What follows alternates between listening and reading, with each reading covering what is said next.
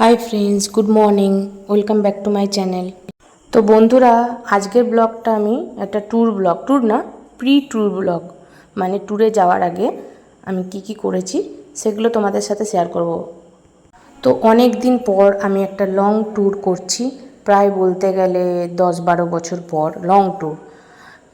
ছোট ছোট ট্যুর আমি অনেক করেছি, তো সেটারই ব্লগ আস্তে আস্তে একটা স্টেপ বাই স্টেপ আমি তোমাদের সাথে শেয়ার করব। তো প্রথমে ট্যুরে যাওয়ার আগে কী প্রিপারেশান নিচ্ছি সেটা তো অবশ্যই তোমাদের জানাতে হবে। কিন্তু তোমরা ভাবছো আমি কেন স্কুল দেখাচ্ছি, কারণ কি, ট্যুরে যাওয়ার আগে অবশ্যই শপিং করতে হয়। তো শপিং যে করব সেই টাইমে আমার ছেলের এক্সাম চলছে, বোর্ড এক্সাম। তো তোমরা ভাবে এখন কোথা থেকে বোর্ড এক্সাম, এটা এখনকার নয়, আমার একটু ডিলে হয়ে গেল ভিডিওটা দিতে। তো এটা যখন বোর্ড এক্সাম চলছিল তখনকারই ভিডিও ক্লিপ নেওয়া হয়েছে। তো আমার ছেলের স্কুলে বোর্ড পড়েছিল, তো ওকে স্কুলে দিয়ে, তোমরা যারা আমার ব্লগ রেগুলার দেখো তারা অবশ্যই জানো যে আমার ছেলে এবার 10th বোর্ড দিচ্ছে। তো ওকে স্কুলে ড্রপ করে তারপরে আমরা মার্কেটিং করতে বেরাচ্ছিলাম। আর কোথাও ট্যুরে গেলে জানোই তো, কিছু না কিছু, যতই মার্কেটিং করি কিছু না কিছু রয়ে যায়, কিছু না কিছু স্কিপ হয়ে যায়। তো প্রায় রেগুলারই 2-1 দিন বাদ দিয়ে এটা ওটা বাদ রয়ে যাচ্ছিলো, যেতে হচ্ছিলো। তো ওই স্কুল পথে গিয়ে আমরা শপিং করছিলাম, বিকজ আমাদের কাছে টাইম ছিল না। কারণ কি, আমার ছেলের যেদিন বোর্ড এক্সাম শেষ হবে সেই দিনই আমাদের রাতের ট্রেন। তো তাই জন্য আমার ছেলের এক্সাম চলাকালীনই আমাদেরকে শপিং করতে হয়েছে। আর বিকালে যে বেরাবো সেটাও উপায় নেই, কারণ ছেলের এক্সাম চলছে। অবশ্যই এক্সাম চললে মা হয়ে আমাকে ওর পাশে সাপোর্ট দেওয়ার জন্য থাকতেই হয়। তাই ওকে এক্সাম হলে ঢুকিয়ে দিয়ে সেই টাইমটাই আমরা যাচ্ছিলাম শপিং করতে। দেখো আমার ছেলে এক্সাম হল থেকে বেরিয়ে গেল, কারণ কি প্রথমে যে ক্লিপটা দিয়েছিলাম সেটা ওকে স্টার্টিংয়ে নামানোর সময়, এখন ওর এক্সাম শেষ হওয়ার টাইমে। তো তারপরেও কিছু জিনিস কেনাকাটা বাকি রয়ে গেছিলো। তো ছেলের এক্সাম শেষ হওয়ার একদিন আগে, সে লাস্ট এক্সাম ছিল কম্পিউটার, তো অতটা ইম্পর্টেন্ট ছিল না, তার গ্যাপও ছিল। তো একদিন আগে বেরিয়ে মায়ের কিছু কেনাকাটা বাকি ছিল, তো মাকে সঙ্গে নিয়ে দেখতে পাচ্ছ জুতোর দোকানে গেছিলাম। তো এসে গেল সেই দিন যেদিন আমরা বেরোবো। তো সেদিন আগের দিন থেকে আমরা সকালবেলা থেকে প্রিপারেশান নিচ্ছিলাম যে আমার গাছ আছে, তোমরা সবাই জানো মাছ আছে, তো তাদের জন্য প্রিপারেশান নিয়ে যেতে হবে, কারণ আমরা হোল ফ্যামিলি যাচ্ছি ট্যুরে। তো বাড়িতে কেউ থাকছে না, তো অবশ্যই গাছ মাছগুলোকে তো দেখার জন্য কিছু দরকার। তো এইভাবে আমি গাছদেরকে ওদের খাদ্য মানে জলে সাপোর্ট দিয়ে গেছিলাম। দেখো তোমরাও অনেকে করতে পারো। আর এটা আমার অনেক লং ডে জার্নি, তো তার জন্য আমি এইভাবে বোতল ঝুলিয়ে এইভাবে করে দিয়ে গেছিলাম।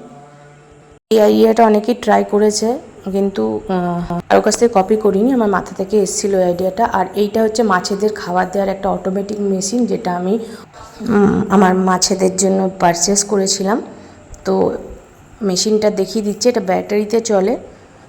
তোমাদেরকে আমি ভেতরে খাবার দেওয়া হয়ে গেছে, আর এখানে ডিজিটাল সিস্টেম আছে, সব কিছু টাইমিং ডে লিস্ট করা। দেখো 2টো ব্যাটারি লাগে।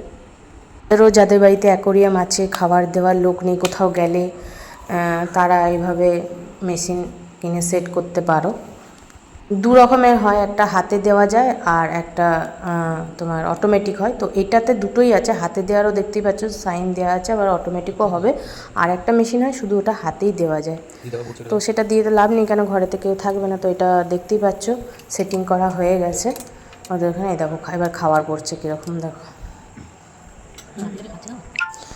ওদের তো খাবারের ব্যবস্থা হয়ে গেছে, গাছেদেরও ব্যবস্থা করা হয়ে গেছে। এবার চলো নিয়ে যাই, তোমাদেরকে দেখাই যে আমার কতটা লাগেজ প্যাকেজ গোছানো কমপ্লিট হয়েছে। দেখো এখনও ইনকমপ্লিট আছে, তো আমার কাছে আর একদিন টাইম আছে, কারণ কি আমাদের রাতে বেরানোর মানে রাতের ট্রেন। তো ওই জন্য আমি আরও একদিন পাবো।